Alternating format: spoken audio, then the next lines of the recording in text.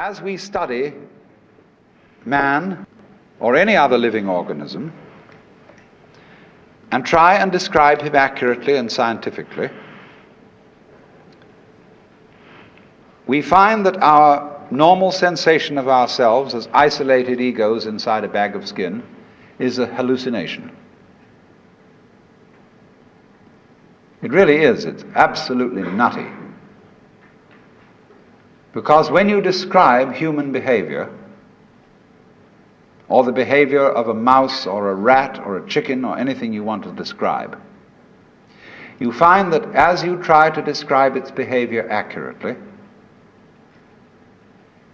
you must also describe the behavior of its environment. Supposing I walk, and you want to describe the action of walking. You can't talk about my walking without also describing the floor. Because if you don't describe the floor and the space in which I am moving, all you will be describing is somebody swinging his legs in empty space. You know, you couldn't see me unless you could also see my background, what stands behind me.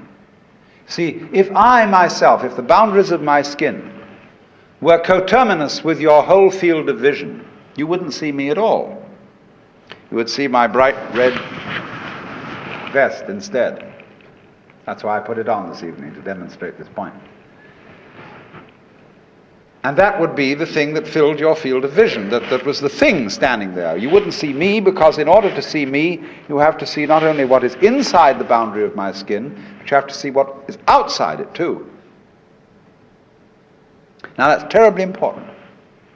Really, the fundamental, ultimate mystery, the only thing you need to know to understand the deepest metaphysical secrets is this: that for every outside there is an inside, and for every inside there is an outside.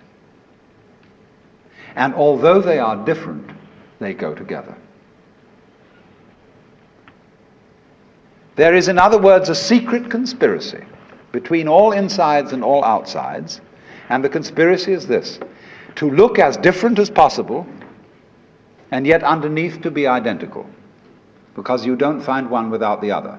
Like Tweedledum and Tweedledee agreed to have a battle.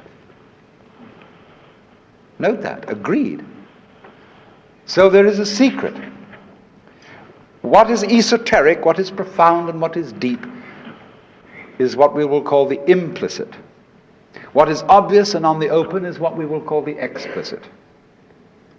And I and my environment, you and your environment, are explicitly as different could be.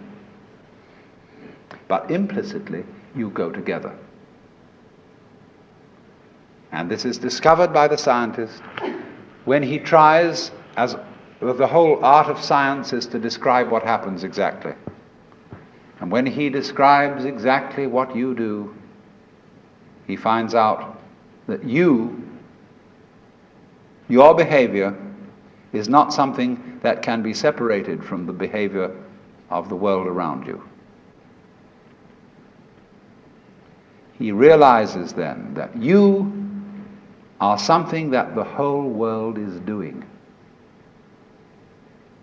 Just as when the sea has waves on it, all right, the sea, the ocean is waving.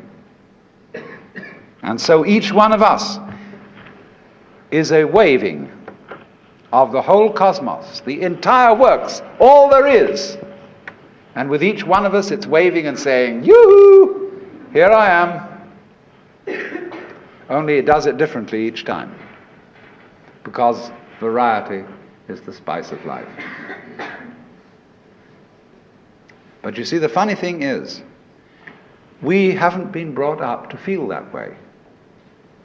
Instead of feeling that we, each one of us, are something that the whole realm of being is doing, we feel that we are something that has come into the whole realm of being as a stranger. When we were born, we don't really know where we came from, because we don't remember. And we think when we die, that's just going to be that. Some people console themselves with the idea that they're going to heaven, or that they're going to be reincarnated, or they're going to Summerland or something, you know. People don't really believe that. For most people it's plausible. The real thing that haunts them is that when they die, they're going to sleep and never going to wake up. They're going to be locked up in the safe deposit box of darkness forever. But that all depends, you see, upon a false notion of what is oneself. Now, the reason why we have this false notion of ourselves is, as far as I can understand it, that we have specialized in one particular kind of consciousness. Being very general and rough, we have two kinds of consciousness. One I will call the spotlight, and the other the floodlight. The spotlight is what we call conscious attention.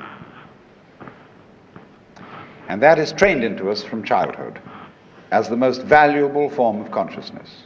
When the teacher in class says, "Pay attention," everybody stares and looks fast at the teacher like that. That's spotlight consciousness. Fixing your mind on one thing at a time. Concentrate. And even though you may not be able to have a very long attention span, nevertheless you concentrate. You use your spotlight, one thing after another, one thing after another. Flip, flip, flip, flip, flip, flip, flip, flip, like that. But we also have another kind of consciousness, which I'll call the floodlight. For example, you can drive your car for several miles with a friend sitting next to you, and your spotlight consciousness will be completely absorbed in talking to your friend. Nevertheless, your floodlight consciousness will manage the driving of the car, will notice all the stoplights, the other idiots on the road, and so on, and you'll get there safely, without even thinking about it. But our culture has taught us to specialize in spotlight consciousness and to identify ourselves with that form of consciousness alone. I am my spotlight consciousness. My conscious attention, that is my ego, that is me. And very largely we ignore the floodlight. Now, the floodlight consciousness is working all the time. Every nerve end that we have is its instrument. You know, you can go out to luncheon or something and you sit next to Mrs. So-and-so, and you go home and your wife says to you, "Was Mrs. So-and-so there?" "Yes, I sat next to her." "Well, what was she wearing?" "Well, I haven't the faintest idea." You saw, but you didn't notice.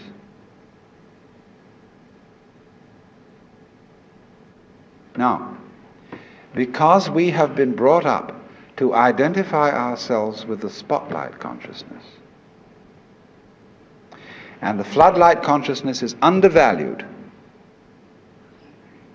we have this sensation of ourselves as being just the spotlight, just the ego that looks and attends to this and that and the other.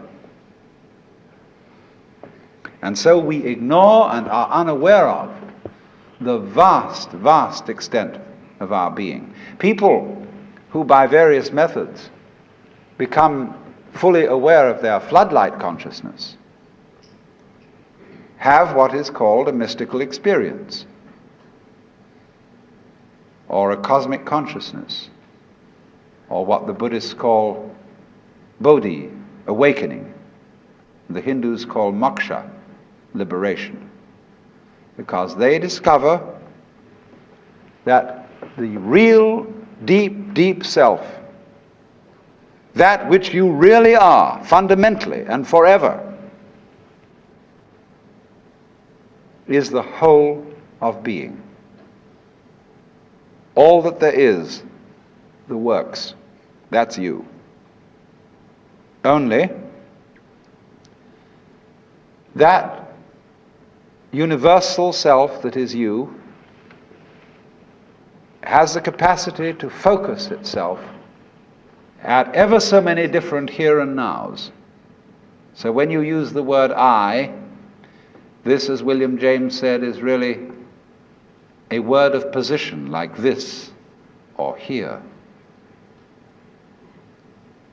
Just as a sun or star has many rays, so the whole cosmos expresses itself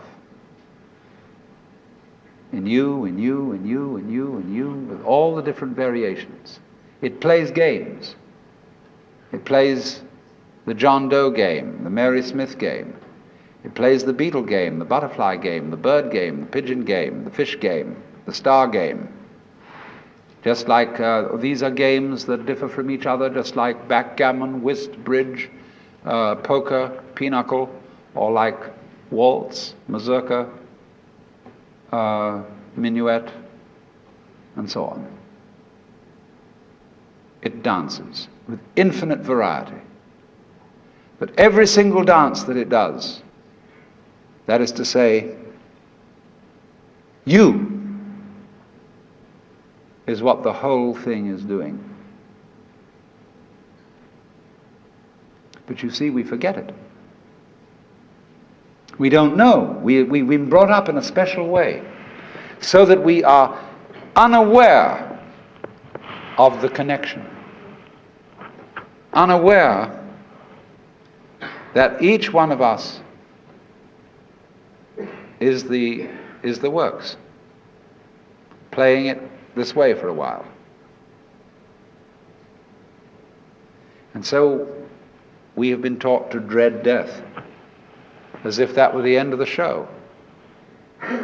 It won't happen anymore.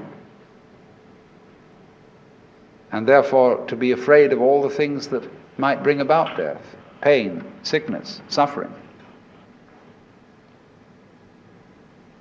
And if you don't know, you see, if you're not really vividly aware of the fact that you are basically the works, you have no real joy in life. You're just a bundle of anxiety mixed up with guilt. Because you see, when we bring children into the world, we play awful games with them. Instead of saying, "How do you do? Welcome to the human race. Now, my dear, we are playing some very complicated games. And these are the rules of the game we're playing. I want you to understand them, and then you learn them, and then when you get a little bit older, you may be able to think up some better rules." Instead of being quite direct with our children, instead we say, "So here you are." It was a nasty baby anyhow. You're here on probation, you understand that? And maybe when you grow up a bit, you'll be acceptable. But until then, you should be seen and not heard. You're a mess. And you've got to be educated and schooled and whipped until you're human. So that these attitudes which are inculcated into us in infancy go on into old age. The way you start out is liable to be the way you finish. And so people going around fundamentally feeling that they don't belong. Because their parents said to them in the first place, "Look, you don't really belong here. You're here on sufferance. You're on probation. You're not a human being yet." And people feel this right on into old age. And so they figure that the universe is presided over by this awful kind of God the Father parent, who, yes, has our best interest at heart, is loving, but who spares the rod spoils the child. Whom the Lord loveth, he chasteneth. And so everybody's sort of, when's it going to hit next? And so don't feel that they belong. So we get this ghastly, what I call Christian ego. It's a little bit Jewish too.